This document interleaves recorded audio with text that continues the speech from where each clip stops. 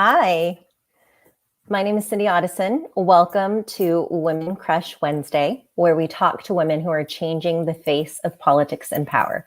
From political candidates to policymakers to advocates, we are interested in talking to people about how they engage, empower, and mobilize. The four women you will see or hear every show are connected through the LA progressives community and are passionate about supporting women, especially women of color, in their political journey. So make sure that you know about the next Women Crush Wednesday by following us on Instagram at WCW Politics and Power. So I'm going to introduce our panelists today. The first person that I'll be introducing is Marie Pavlich, and she'll do a 1-minute intro. Welcome to the stage, Marie. Hi, Cyndi. So nice to be here. My name is Marie Pavlich. I am a brand strategist, a marketer, a mom, a human, an aspiring activist. And I would consider myself in the past kind of a casual Democrat until around the time that I became a mother and Donald Trump was elected president, at which point I realized that I was the grown-up.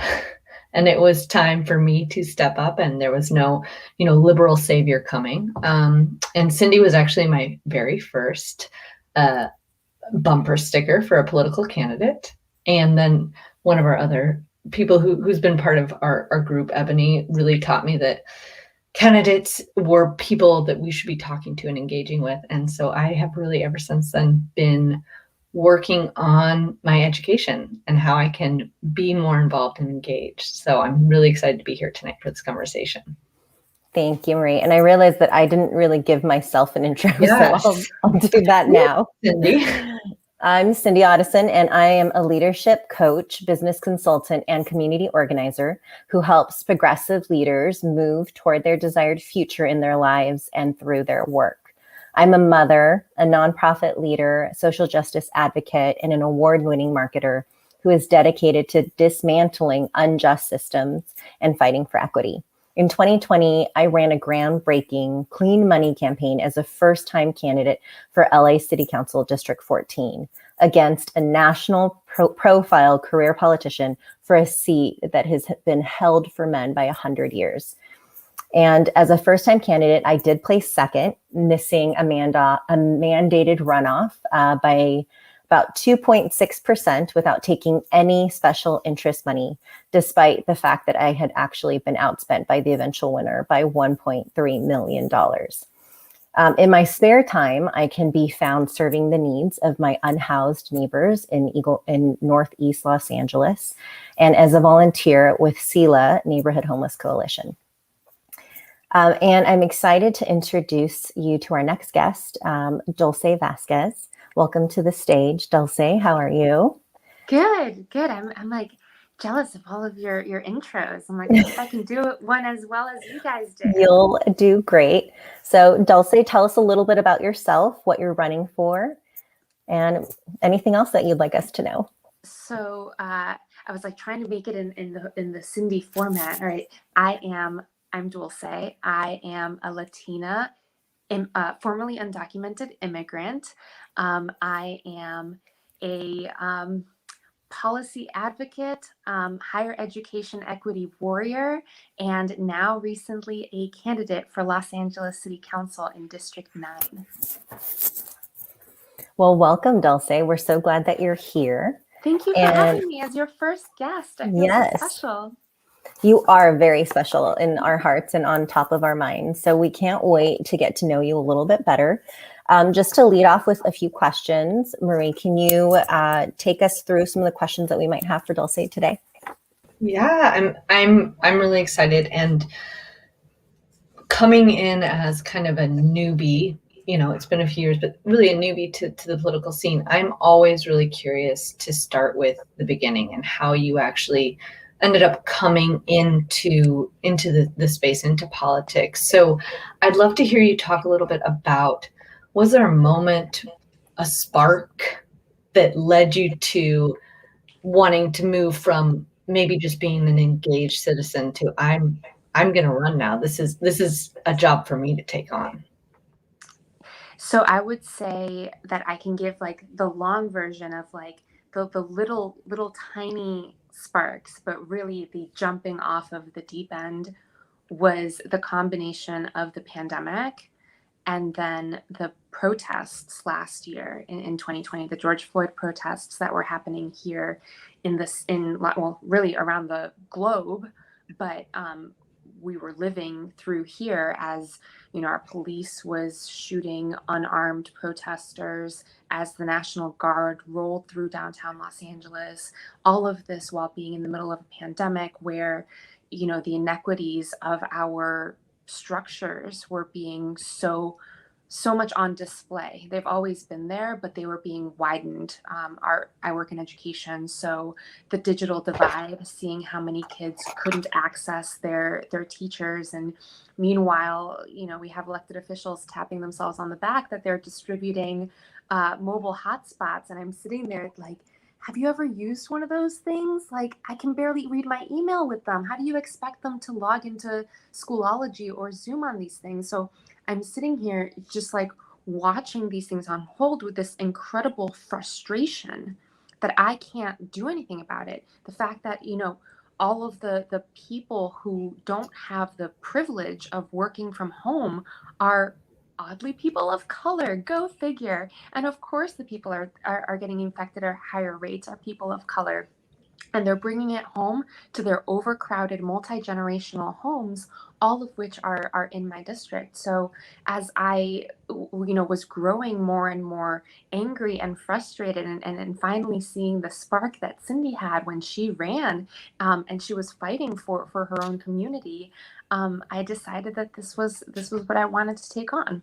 But that had been, sort of a long time in the making of where my role could be, where I could contribute the most, where I could find my public service and be able to serve my community, had been a long time in the making. Really like starting with the 2016 election. I can date back to then of being really shocked at the discourse of our country, and after working for 9 years at a nonprofit where we promoted civil discourse and intelligent, rational conversations, educated conversations around the issues of our city, our country, and our globe, really being discouraged and disheartened at what I was seeing play out on our national stage. Yeah, I feel that so much. And I feel like there's so many people who have that 2016 really ended up being a catalyst for so many amazing things that I'm seeing come to fruition now. So I guess we have to thank ourselves for that moment in time. I know that your family also had a lot to do with you just getting involved even in the education space and the way that you think about your community. And so I'd just love to hear your perspective as, an immigrant coming into this country with your family, and how that is affecting the way that you're approaching this. No, absolutely. And, I think everything that my family's been through, that I've been through, really impacts the way that I view the world.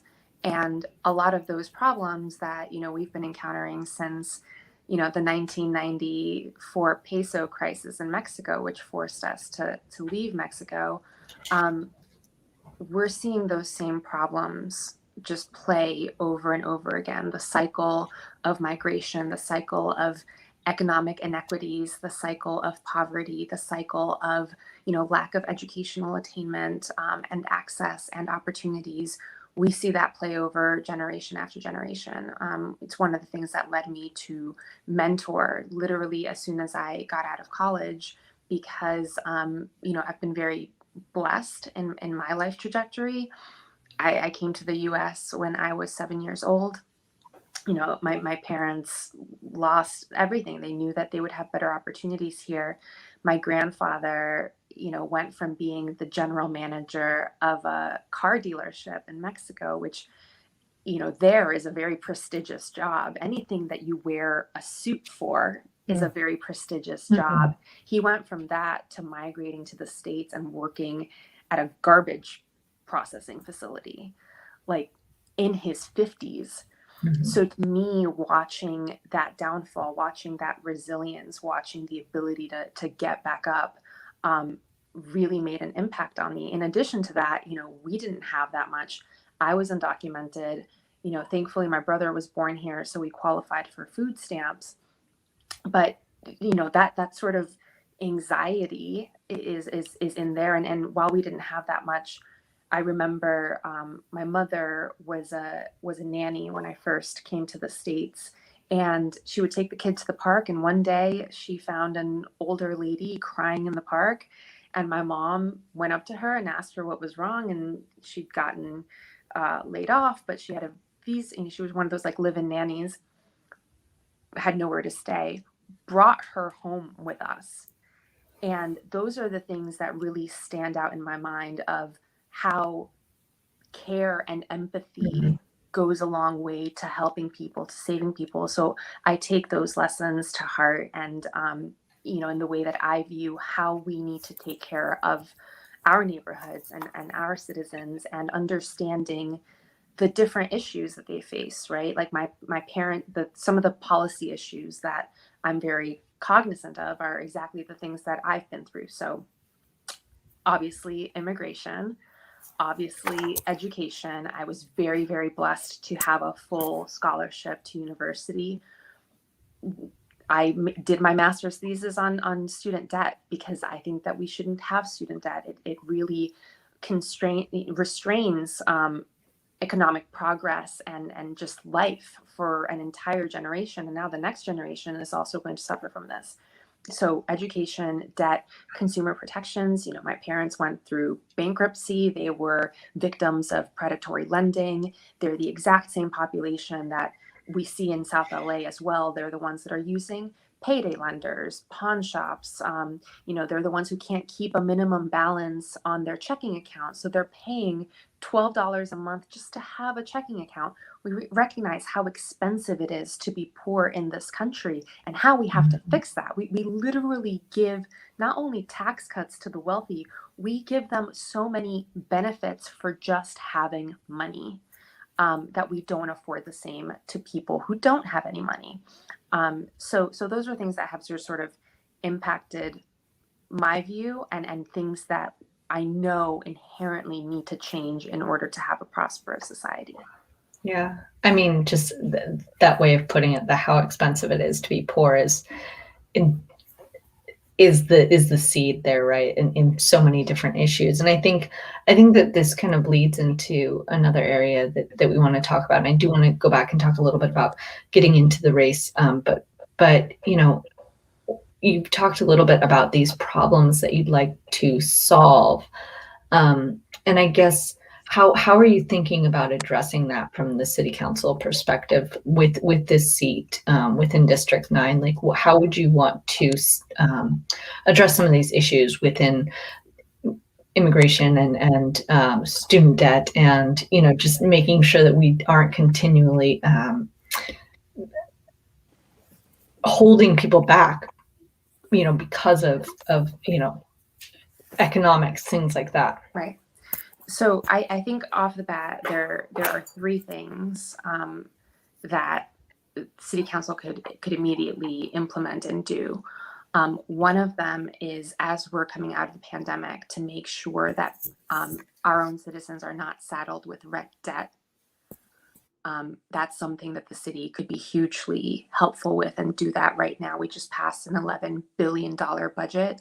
We need to make sure that come June 30th, people are not being, when the eviction moratorium lifts, that people are not being evicted because they owe months and months of rent. So that's one thing. The second thing, when it comes to how expensive it is to be poor in this city, I'm such a huge fan of the Public Banking Act, and I think that we should be doing everything in our power to establish the first municipal bank of Los Angeles. That is something that will help people that are unbanked or underbanked, help generate revenue for the city, through interest and fees and stuff. Lower fees, obviously, which we need to, but also help in creating money to reinvest in our own communities. You know, housing can take an entire session of Women Crush Wednesday. But when I think about housing, I think about obviously supply and apartments and low income and affordable. But I also think about, you know, condominiums, right? I think about how few of them are built in neighborhoods like South Central, but really creating that level of volume can create, can start people off in earning equity. And when we start thinking about how our grandparents or great grandparents created generational wealth, you know, a thing that was really only possible for white people for such a long time, how in a city that is so widespread as Los Angeles, we need to create those opportunities to create generational wealth. So I think, you know, housing is obviously the oldest form way of doing this. And if we are not creating more single family homes, how do we continue that that opportunity and that trajectory? So public banking and rent relief, and I just blanked on the third one. You were just talking a little bit about condominiums and Yes.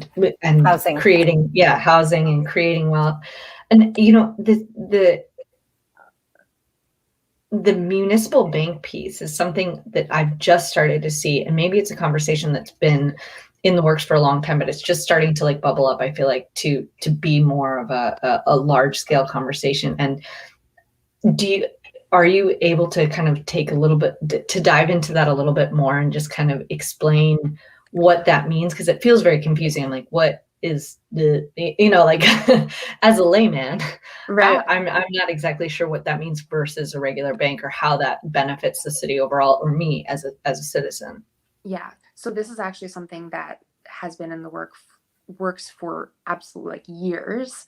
You know, it's made its way through the state legislature to even allow for municipalities to have the power to open the bank. So now we've got further steps in order to establish this. But basically, in layman's terms, you have a bank, let's say Bank of America.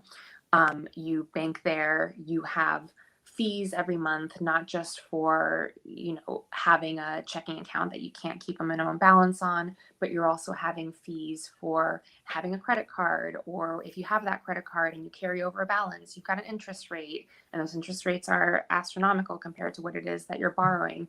If you're late on that payment, you have a $35 for, you know, every month that you're late.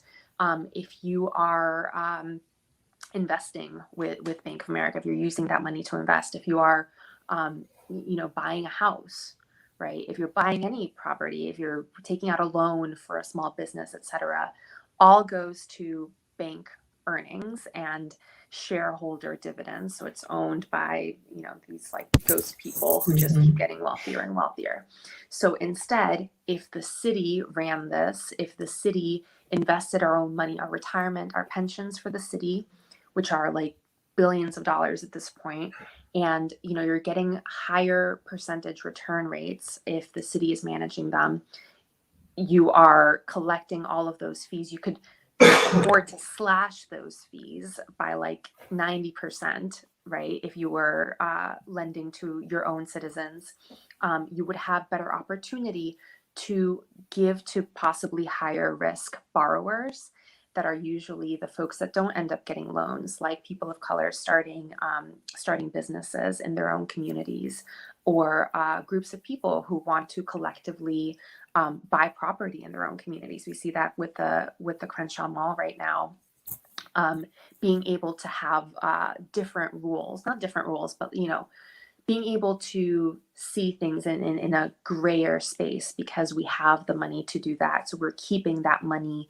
here in this community versus going to shareholders likely in New York. Right. It's kind of like in and out. Yeah, Cyndi, go ahead. Did you see the latest with, I think it was last week, where Senator Elizabeth Warren, was grilling JP Morgan CEO about the number of overdraft fees? So when you look at, it was amazing. $1.4 billion in overdraft fees were charged to people in the middle of a pandemic. So $35 for an overdraft fee, insufficient funds, right? And then she asked him, do you know how much money you would have profited if you had completely canceled the amount of overdraft fees in that 1.4?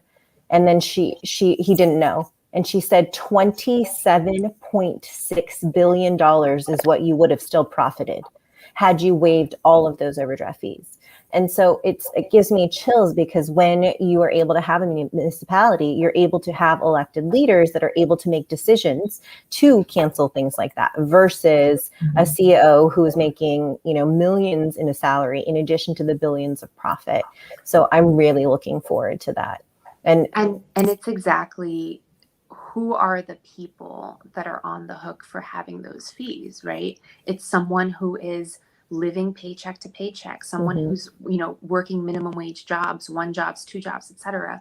When you think about a $35 overdraft fee on someone who already doesn't have money, that is hours of, that is like at least half a day's work, depending on how you're calculating it, just to pay for an overdraft fee. And we wonder why, like, 40% of America can't afford a $400 emergency. Right. If their car breaks down, or if there's an urgent care emergency situation. And I think what you touched upon so much, the through line, common denominator between your lived experience and your family's lived experience, is when you talked about how hard it is to be poor, right? It is so expensive to be poor.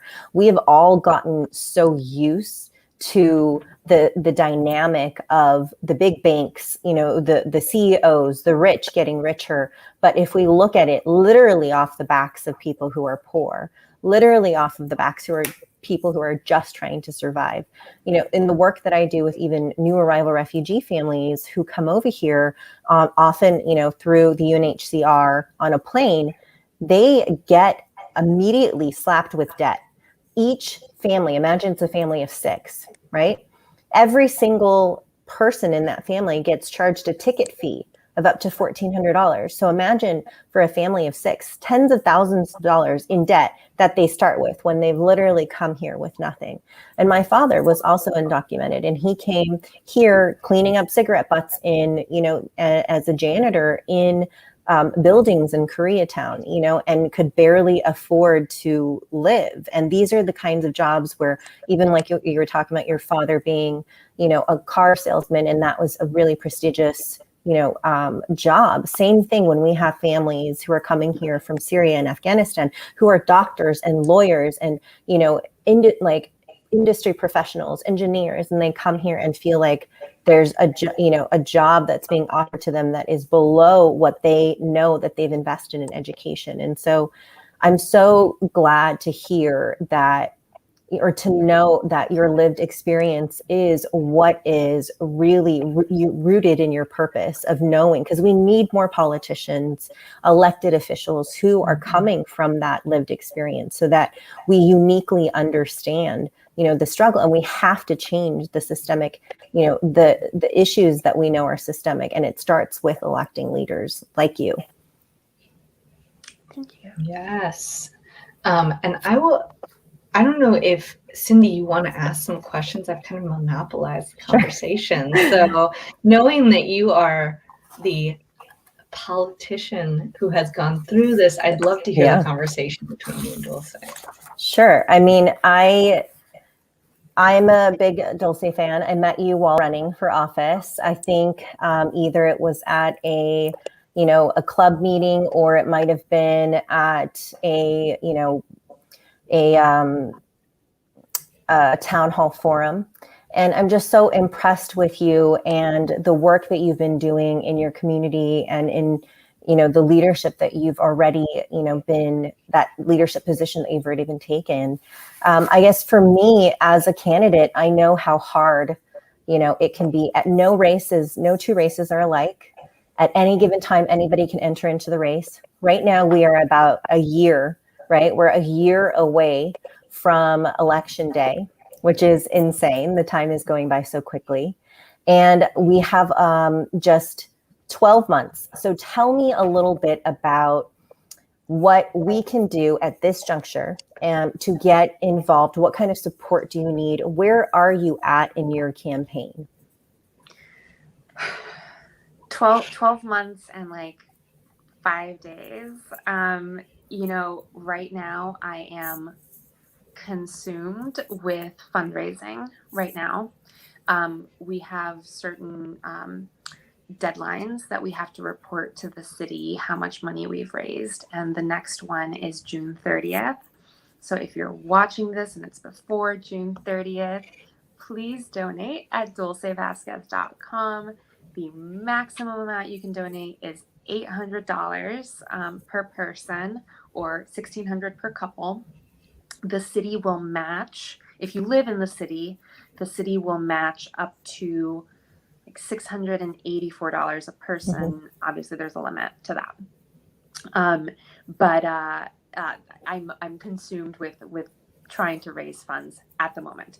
Starting July 1, we will actually launch the exciting part of the campaign, and that's going to be postcard writing and text banking and knocking on doors, because I know as a citizen and as a policy analyst and just as an informed citizen what I think that are the issues in my community, but I want to hear from actual, I've asked my neighbors obviously, but making sure that we are in the pulse of what keeps people up at night. We want to have those conversations. We want to have those meet and greets. So door knocking, asking questions. I'm so excited that obviously there are so many more people vaccinated in Los Angeles County, so we can feel safe in doing so. So that's the exciting part that's happening. Come like December, people should also be aware that we're in a redistricting year. The lines are going to be redrawn, so the neighborhood's going to look a little bit different, hopefully not by much. But then come December, January, we'll start collecting signatures to get on the ballot. Those are all of the exciting portions. But in the meantime, throughout this whole process, I still have a lot more money to raise because I want to make sure that the people that I hire are paid. I think, myself, I graduated college in the summer of 2008, right before the economic downturn, like the worst year to graduate.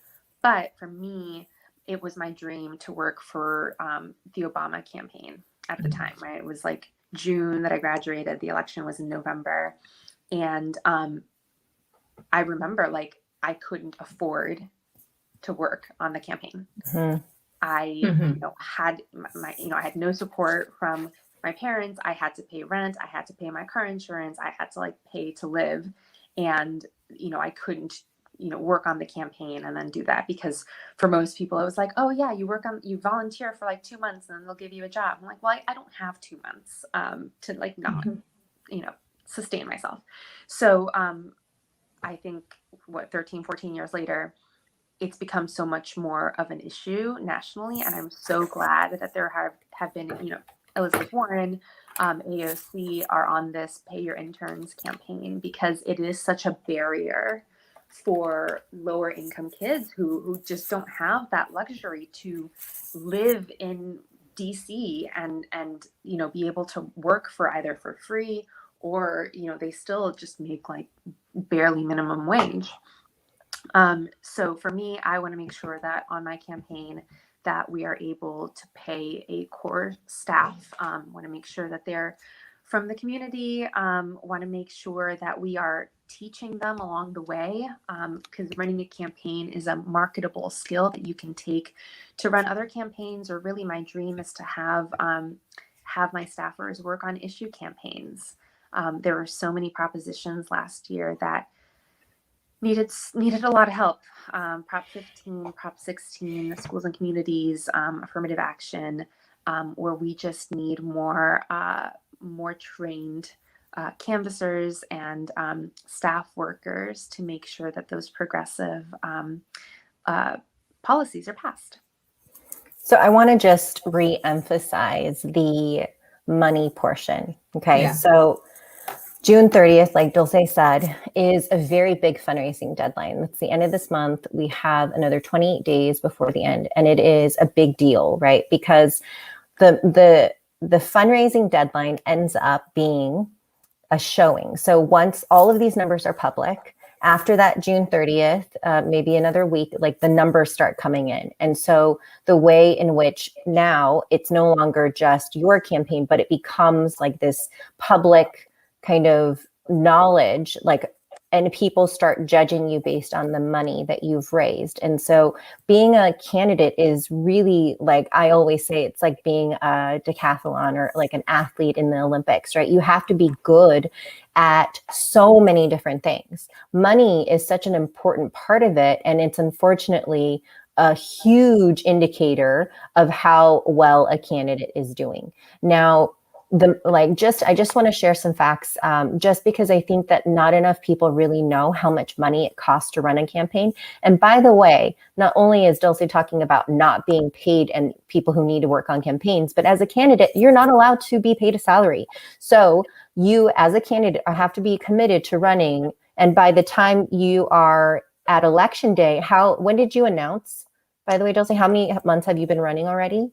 September. Okay, I can't do that math now, but we're 6 months plus 3, I think. So 9. anyway, essentially over a year and a half, a year and 9 months is the time that you will be running for this as a candidate. And that is an unpaid salary. So you are working in addition to that. And when we look at national career politicians who are able to bring on immediately, because they have special interest money, 20 people, 15 people out the gate, it is a completely different ballgame for them, right? Because they can immediately come in, just show up to be the candidate that speaks. And Dulce, were you going to say something? Well, I was going to say, not only to have that access in order to just bring in people and hire people, but as a candidate yourself, and I know, Cyndi, you went through this too, like, I work a 9 to 5 plus job. I need to make money to like sustain myself and my family in order to do this. And we think about going back to people who have money already, who can run full time. And I can't make fundraising calls at 9 a.m. because I'm at work, but someone who has the wealth and ability to be able to not earn a salary for 18 months and make fundraising calls at 9 a.m, that is also a barrier to entry. Yeah. And that's just one barrier to entry for regular people like us who are running or have run for office. And that's just one part of it. So when we're looking at just the amount of money it takes to let people know that you're running. Now, to be honest, around LA City Council, a lot of people that I met didn't even know who their council member is. And I want to go over the map of your district in a little bit. But before, I want to just talk about the money still. So when I ran for LA City Council, to reach 90% of the voting audience just one time with one mailer, it cost over $30,000. And that was a one time, right? My opponent sent out more than a dozen, if not 24 mailers. And so you can see the money, right? Like I said, I was outspent by 1.3 million. On average, a regular person needs to be reached anywhere from 3 to 7 times for that message to even make an impact, right? So just to be able to have access to voter data, which is the data that we use to see who's a person that normally votes, are they, what kind of voter are they? We're talking nearly $5,000. And that doesn't even include campaign staff, like Dulce mentioned. It doesn't include printing of flyers, postcards, posters, T-shirts, lawn signs. Most people just think like, okay, yeah, I'll vote for you. And can I have a lawn sign? Not even realize lawn signs cost between $10 and $20 sometimes with shipping, right? So people underestimate how much money it actually takes. So when we're looking at 12 months out, I was just doing I like to keep my calculator. I was just doing some quick calculations. And if we're looking at an investment, because what I ask people now is to make an investment of time or money. If we're looking at $800, which is the maximum that a person can contribute, and we're dividing that by 12 months, we're looking at $66.66 monthly that you can make an investment into Dulce's campaign to max out. Now, I know we're in the middle of the pandemic, and I know that a lot of people are still, unemployed and still trying to recover. And so I just want to talk about the magic number of $114. Now, anybody who's a U.S. resident can donate to your campaign. However, if you are a city resident and you donate $114, that multiplies by magic of the City of LA's matching funds to that $684. So even if you were to make that 114 investment at the very minimum by 12 months, it's $9.50. We can surely make that investment. This is like the best infomercial for anything ever. And I want to invest. And also I started like taking notes and then realized I'm gonna have to come back and rewatch this whole thing to like educate myself more on the money side of things, because this is, I mean, it's just so much. It's so much that you don't understand. And you do know, again, playing my part as the layman, which I just am, I don't have to act. You know that you need money in order to run these campaigns, but it feels complex. But when you break it down like that, it's not complex. It makes sense why it happens.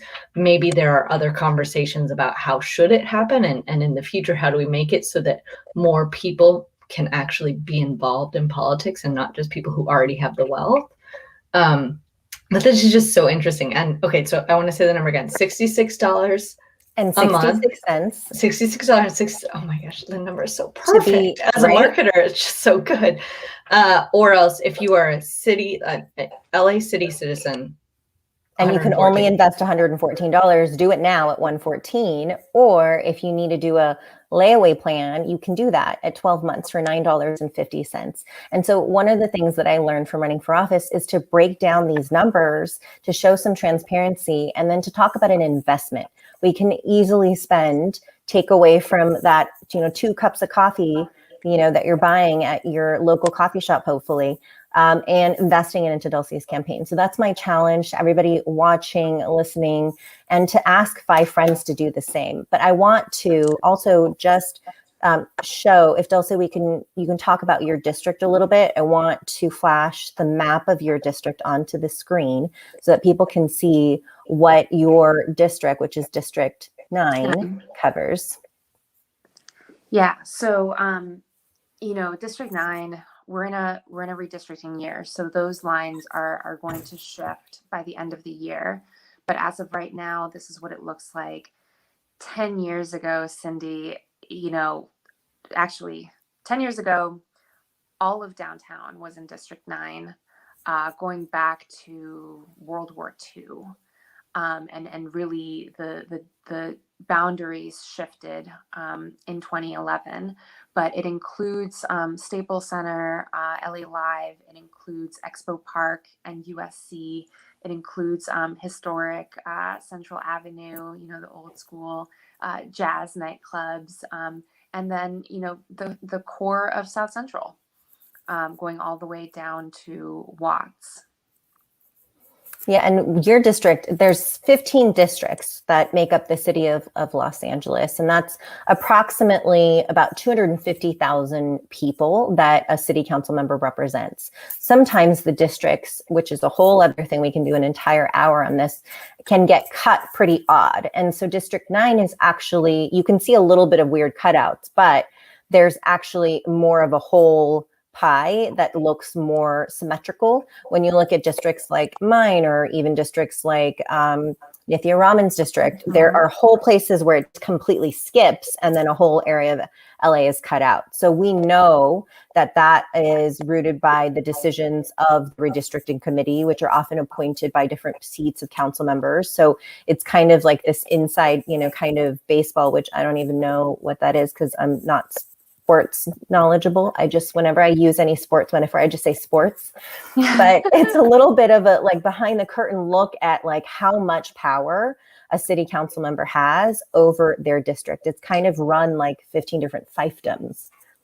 It absolutely is. And when it comes to redistricting, it's not an independent redistricting commission. It's not just like people apply and, get appointed, or there's a board that appoints them. Each council member gets one appointee, and then the mayor also gets several appointees to the redistricting commission. And, things to look out for are things that are in the best interests of the incumbents. right? Because they're going to want lines that are favorable to them, either in terms of things that are within the district.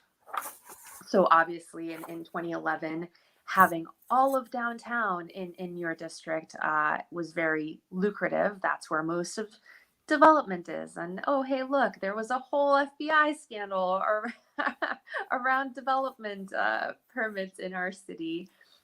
So things, economic development pieces, maps like that are things to look out for. Also, problematic areas that council members might not want in their districts any longer. Echo Park, Venice, Beach, etc. So look out for those things. Obviously, they want things that are in the best interests for them. Technically, they're not supposed to coordinate with commissioners, but we all know what happens. Yeah. So looking at your district, right, which includes, a good chunk of South LA, what are the two top issues that you feel like are very, very important that you want to address and that you find in constant or continual conversation with stakeholders? Housing, 100% housing.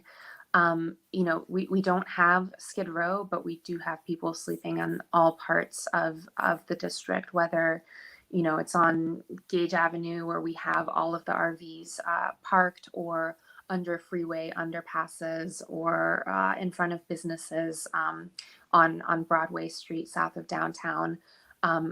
Homelessness, and then also housing, as I mentioned. Debt burdens for people. I mentioned overcrowding, which is also another form of homelessness, and rising rents. We need to build more, build different varieties, build apartments, mixed use, low income, services provided.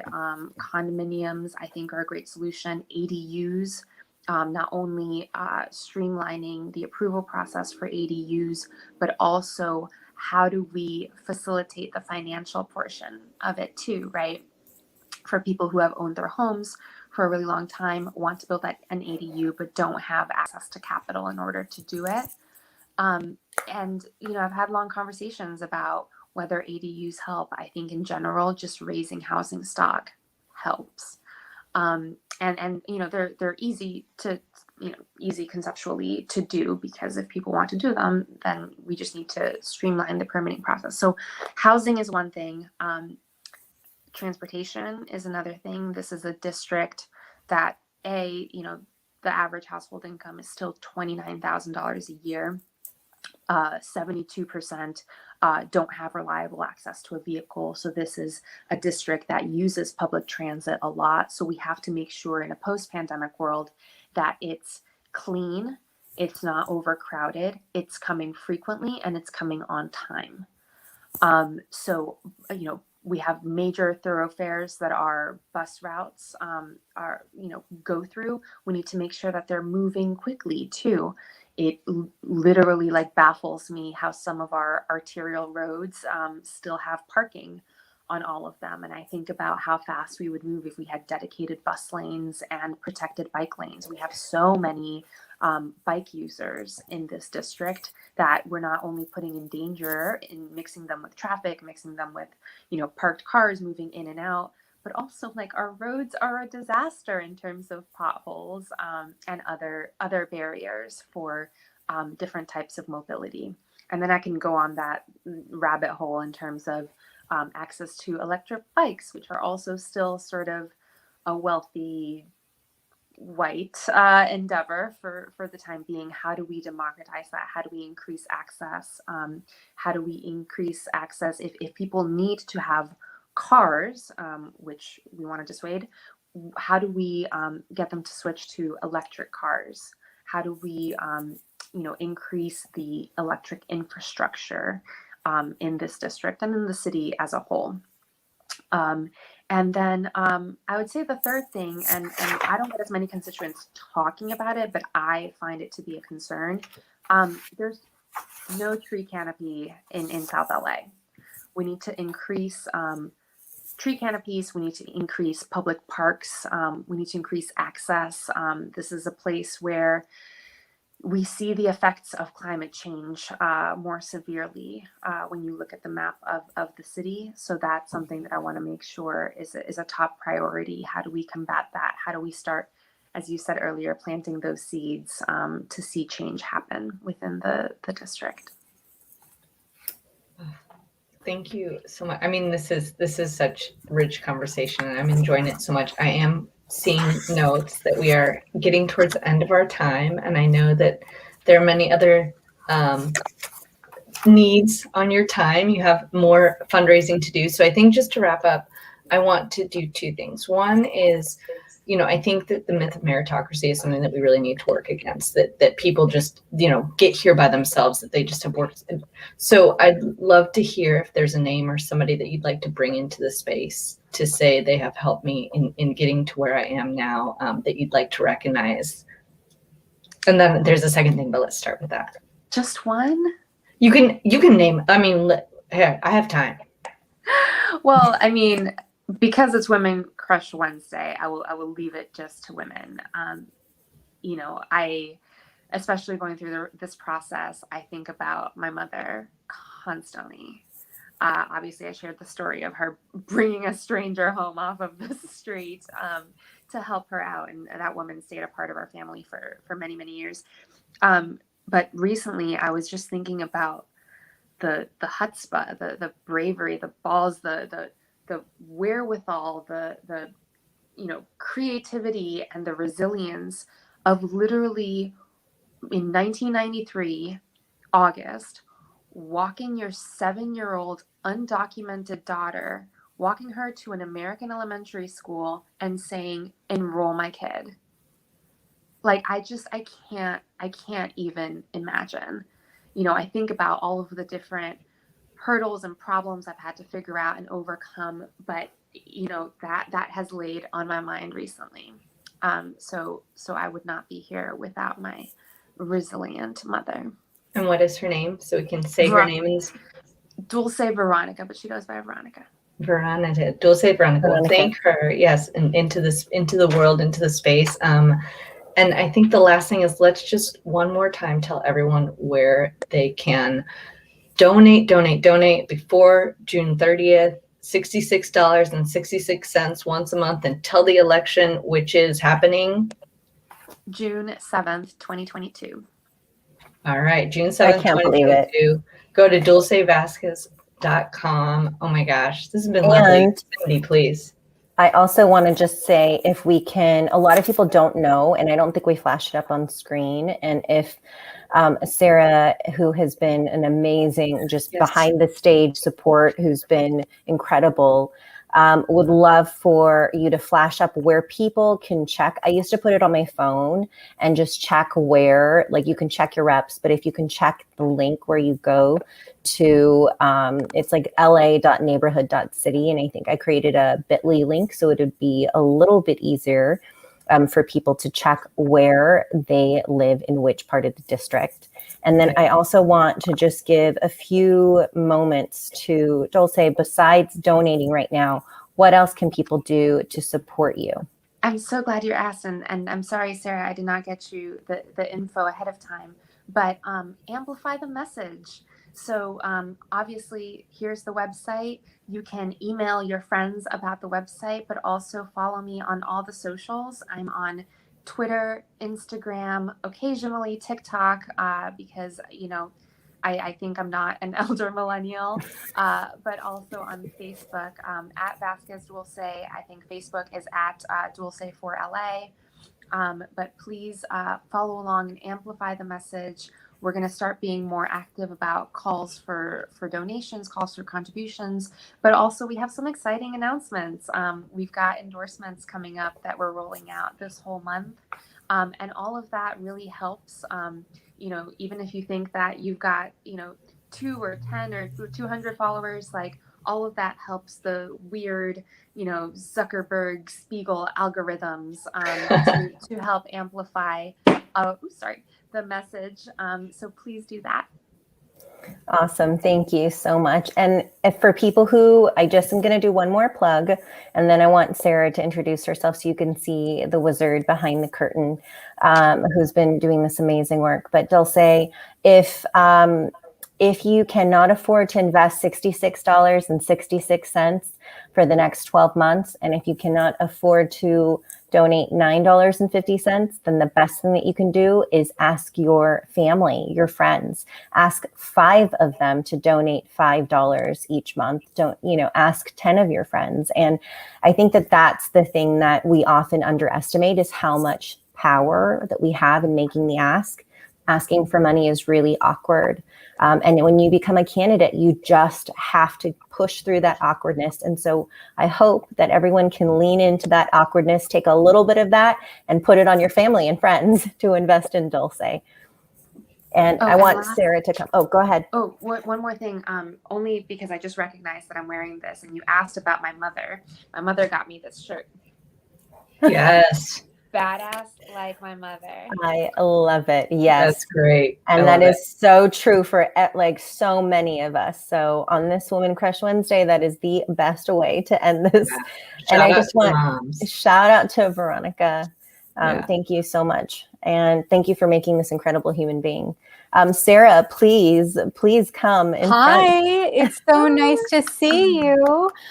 Thank you so much for hosting such a lovely event. And thank you to our audience for joining us. I want to remind everyone that we have a Instagram, WCW Politics and Power, and you can follow us to find out about more events and other interesting information that you'd like to know. And we also have an email account, and you can email us if you like. It's wcwpoliticsandpower@gmail.com. If you have a recommendation for a guest that you'd like to see, or a topic you'd like us to cover, or if you want to be a guest, please reach out. We would love to hear from you. And thank you so much for coming. On that note, thank you so much for joining us on this Women Crush Wednesday. I have a crush on all of you. Thank you. And you are all also crushing it. So thank you to every single one of you. Same. Thank you for having me. Thank you. Oh my gosh. Thank you, Dulce.